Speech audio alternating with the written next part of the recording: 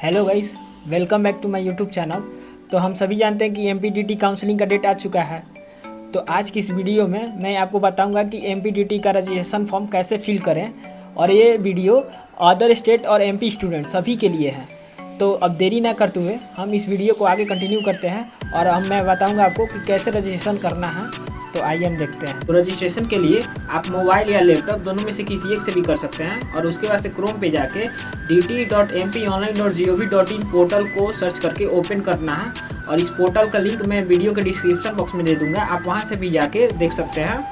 और ओपन होने के बाद आपको सेलेक्ट कोर्स फॉर काउंसलिंग पे सेलेक्ट करके ग्रेजुएट प्रोग्राम पे क्लिक करना है, और उसके बाद से आपको बैचलर ऑफ टेक्नोलॉजी, और बैचलर ऑफ टेक्नोलॉजी के बाद अप्लाई फॉर काउंसलिंग करना है। अप्लाई फॉर काउंसलिंग क्लिक कीजिएगा तो आपको पोर्टल का इंटरफेस मतलब कब से कब चालू है सब चीज़ दिखाई देगा। यहाँ पे जैसे आपको रजिस्ट्रेशन का दिखाई दे रहा है, आपको 13 जून से चालू है और 25 जुलाई तक चलेगा। और चॉइस फिलिंग का देखा जाए तो 5 जुलाई से 29 जुलाई तक चलेगा। और एडिट रजिस्ट्रेशन का देखा जाए तो 26 जुलाई से 27 जुलाई तक चालू है। और एडिट री चॉइस फिलिंग का देखा जाए तो 28 से 29 जुलाई। तो अभी तो हम केवल रजिस्ट्रेशन का प्रोसेस करेंगे। और रहा बात चॉइस फिलिंग का, जब 5 जुलाई को चालू होगा तो मैं उस टाइम वीडियो लाऊंगा कि कैसे कौन से कॉलेज को फर्स्ट प्रायोरिटी पे रखें, कौन से बाद में, इन सब के बारे में पूरा बढ़िया डिटेल वीडियो आएगा। जब चालू होगा 5 जुलाई से तब मैं लाऊंगा। तब तक मैं रजिस्ट्रेशन का प्रोसेस आपको बताता हूँ कि कैसे होगा। तो रजिस्ट्रेशन के लिए आप क्लिक कर दीजिएगा। क्लिक करने के बाद यहाँ पे आपको रजिस्ट्रेशन इंस्ट्रक्शन दिया है। तो इस इंस्ट्रक्शन में आप जो मोबाइल नंबर और ईमेल आईडी यूज़ कीजिएगा वो एक्टिव होना चाहिए। ये ना कि आप मोबाइल नंबर ऐसा दे दिए जिसमें पैसा ना हो और एसएमएस जाए तो एसएमएस रिसीव ना हो, क्योंकि एसएमएस जाएगा ओटीपी वेरिफिकेशन के लिए। और उसके बाद से आपको इस बॉक्स को क्लिक कर देना है।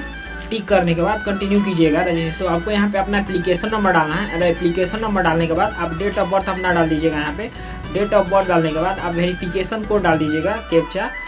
और उसके बाद से आप व्यू डिटेल पे क्लिक कीजिएगा। व्यू डिटेल पे क्लिक करने के बाद आपको यहाँ पे 6 स्टेप में रजिस्ट्रेशन फॉर्म फिल करने का ऑप्शन शो होगा। तो हम एक एक करके सब स्टेप के बारे में बढ़िया से एक्सप्लेन करेंगे कि कैसे कौन सा स्टेप में क्या फिल करना है क्या नहीं, सबके बारे में बढ़िया से बताता हूँ। तो आपको पर्सनल डिटेल में आपको यहाँ पे अपना जेईई मेंस का सब डिटेल दिखाई देगा, आपको पर्सनल डिटेल। और ये सब पर्सनल डिटेल में आपका फिल हुआ आया होगा। उसके बाद से आपको नेशनलिटी यहाँ इंडियन डालना है। और उसके बाद से आपको एड्रेस का जो है, तो एड्रेस में देखिए, अगर स्टूडेंट कोई भी अगर अदर स्टेट से है, या तो बिहार या तो यूपी या झारखंड अदर स्टेट से है, तो उसको केवल स्टेट डालना है और अपना एड्रेस डालना है जो आधार कार्ड में दिया है। और आपको डिस्ट्रिक्ट डालना है और पिन कोड डालना है, और डिवीजन तहसील ब्लॉक के सब नहीं डालना है। और अगर मान के चलिए स्टूडेंट एमपी का है तो उसको डिवीजन तहसील ब्लॉक सब डालना पड़ेगा, एरिया के बारे में भी डालना पड़ेगा। और ये सब डालने के बाद आप अपना मोबाइल नंबर डालिएगा जो एक्टिव है, क्योंकि उस पर ओटीपी जाएगा वेरिफिकेशन के लिए। और ईमेल आईडी डाल दीजिएगा। ये सब होने के बाद आप सेव एंड नेक्स्ट पे क्लिक कर दीजिएगा। और नीचे का वोटर कार्ड ये सब कुछ नहीं भरना है। और सेव एंड नेक्स्ट करने के बाद सेकेंड स्टेप में आपको खुलेगा। तो सेकेंड स्टेप में आपको category, class and detail of certificate भरना है। तो इसमें आपको लड़का मध्य प्रदेश से है तो एमपी का डोमिसाइल भरना पड़ेगा। तो उसके लिए यहाँ पे नो की जगह आपको एस करना पड़ेगा। और सर्टिफिकेट टाइप में आपको हैज़ बीन इशूड क्लिक करना पड़ेगा। और कब आपका सर्टिफिकेट नंबर डालना पड़ेगा और डेट ऑफ इशू डालना पड़ेगा, कि मतलब कब आपका सर्टिफिकेट इशू हुआ था। और उसके बाद से कैटेगरी हमें डालना पड़ेगा।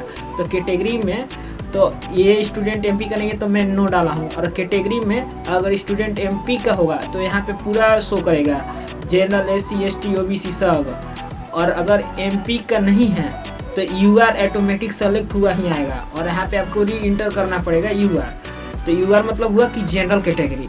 तो अगर एमपी के बाहर स्टूडेंट है तो उसका यूआर लिया जाता है, जनरल माना जाता है। और ईडब्ल्यूएस इसमें नहीं दिया रहता है। तो एमपी स्टूडेंट के लिए ईडब्ल्यूएस इसमें नहीं दिया रहता है, उसके लिए अलग सेक्शन दिया है। तो ईडब्ल्यूएस के लिए, तो इसके लिए अभी ये स्टूडेंट एमपी का नहीं है तो इसलिए यहाँ पे नो आया हुआ है सिलेक्शन में। और ये डिसेबल शो कर रहा है, अनो है। तो इसलिए अगर एमपी का होगा तो एस, अनो दोनों ऑप्शन आता है तो एस कीजिएगा। और उसके बाद से वैसे ही सेम प्रोसेस है, सर्टिफिकेट नंबर डालना और कब इशू हुआ था सर्टिफिकेट, इसके बारे में।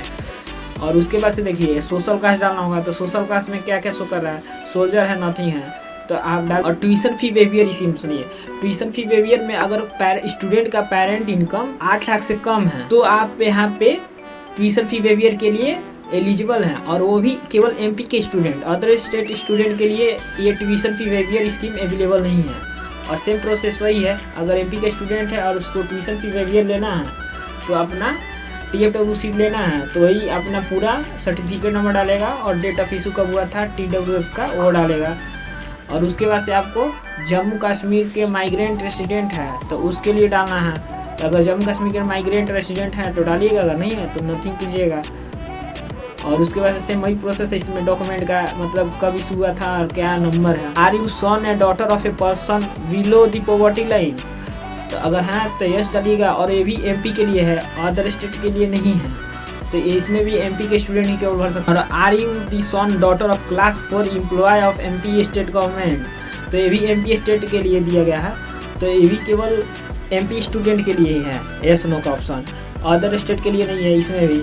और उसके बाद से क्या आपको नेशनल लेवल में स्पोर्ट कंपटीशन में गोल्ड मेडल मिला है, तो ये भी केवल MP स्टूडेंट के लिए है, अदर स्टेट इसमें नहीं डाल सकते हैं। अदर स्टेट स्टूडेंट के लिए इस साइड पे मात्र आपको category class and details of certificate में आपको कैटेगरी अपना डालना है और नेटिव ऑफ मध्य प्रदेश है कि नहीं, आप मध्य प्रदेश के हैं कि नहीं, मतलब डोमिसाइल में वो डालना है और सोशल क्लास डालना है और जम्मू कश्मीर के माइग्रेंट है कि नहीं रेसिडेंट, बस यही डालना है। और उसके बाद से सेव एंड नेक्स्ट कर दीजिएगा तो आपको नेक्स्ट स्टेप ओपन हो जाएगा। और आपको नेक्स्ट स्टेप में डिटेल ऑफ क्वालिफाइंग एग्जाम डालना है, तो इसमें आपको 10+2 का डालना है। तो इसमें मैक्सिमम स्टूडेंट को यही दिक्कत होता है कि केमिस्ट्री फिजिक्स मैथ का PCM का सेलेक्ट नहीं कर पाते हैं, तो उसके लिए क्या करना है, केमिस्ट्री पहले चेक करना है, केमिस्ट्री के बाद आप चेक कीजिएगा मैथमेटिक्स जैसे ही डालिएगा तो यहाँ पे आपको शो कर देगा केमिस्ट्री मैथमेटिक्स फिजिक्स, और इसको क्लिक करके कर लीजिएगा।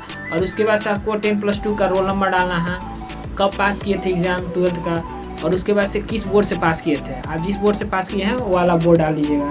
और उसके बाद से अपना मार्क्स यहाँ पे डाल दीजिएगा और मार्क्स फिल करके, और यहाँ पे आप देखिए do you have extra marksheet of math subject का, मतलब आप एक्स्ट्रा कॉपी लिए थे मैथ सब्जेक्ट में, तो अगर लिए थे तो यस, नहीं तो नो। आर यू एम्प्लॉय और देयर वार्ड ऑफ NTPC, तो है तो यस, नहीं तो नो कर दीजिएगा। और लास्ट में आपको 10th का मार्कशीट का डालना है, तो सेलेक्ट बोर्ड नेम, आप किस बोर्ड से 10th पास किए हैं, और 10th का रोल नंबर आपको इसमें फिल करना है, और ईयर ऑफ पासिंग फिल करना कि आप 10th कब पास किए थे। और उसके बाद से आप फिर से सेव एंड नेक्स्ट कर दीजिएगा।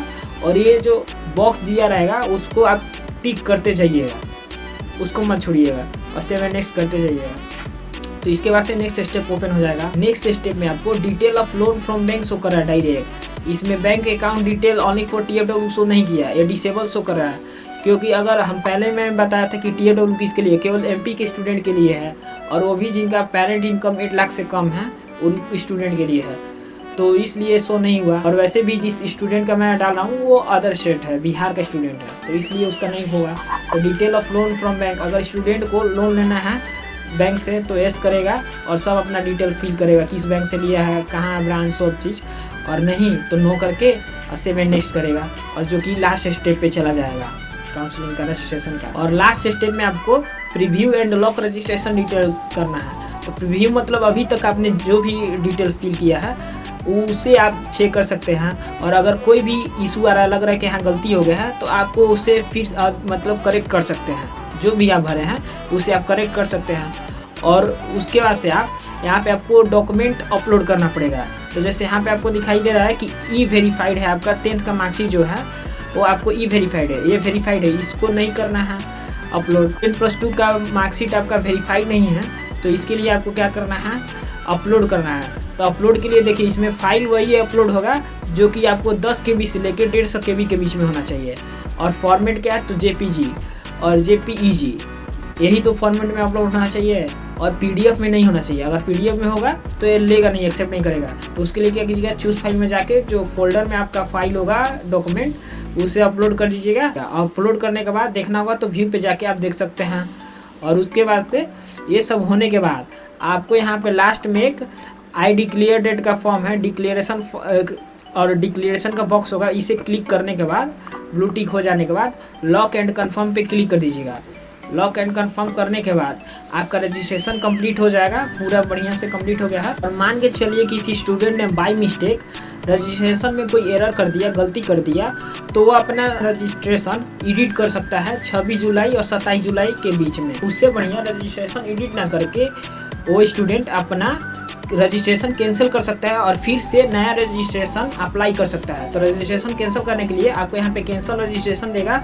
आप वेबसाइट पे ओपन कीजिएगा तो फ्रंट ही पेज पे आपको कैंसिल रजिस्ट्रेशन का ऑप्शन मिलेगा। कैंसिल रजिस्ट्रेशन पे जाके आप सेलेक्ट कोर्स कीजिएगा। सेलेक्ट कोर्स करने के बाद रोल नंबर, एप्लीकेशन नंबर जो डाले थे जी मेंस का वो यहाँ पे डाल के कैप्चा डाल के और आंसर जो पूछेगा वो बता के सबमिट कर दीजिएगा और कैंसिल रजिस्ट्रेशन हो जाएगा ऑटोमेटिक। और उसके बाद से फिर से आप अपना रजिस्ट्रेशन अप्लाई कर सकते हैं। अगर आपको भी रजिस्ट्रेशन फॉर्म फिल करने में प्रॉब्लम आ रही है तो आप मुझे इंस्टा पे DM कर सकते हैं और डिस्क्रिप्शन में गूगल फॉर्म दिया है उसे फिल कर सकते हैं। अगर मेरा वीडियो अच्छा लगे तो आप मेरे चैनल को सब्सक्राइब कर दें और वीडियो को लाइक कर दें और अपने फ्रेंड सर्कल में शेयर कर दें, क्योंकि आगे आने वाले वीडियो में मैं आपको बताऊंगा कि चॉइस फिलिंग कैसे करें, कौन सा कॉलेज पहले रखें, कौन सा कॉलेज बाद में। तो ये सब वीडियो मैं लाऊंगा आगे, जब काउंसलिंग चॉइस फिलिंग का स्टार्ट होगा तो मैं बताऊँगा आप लोग को। तो थैंक यू गाइस।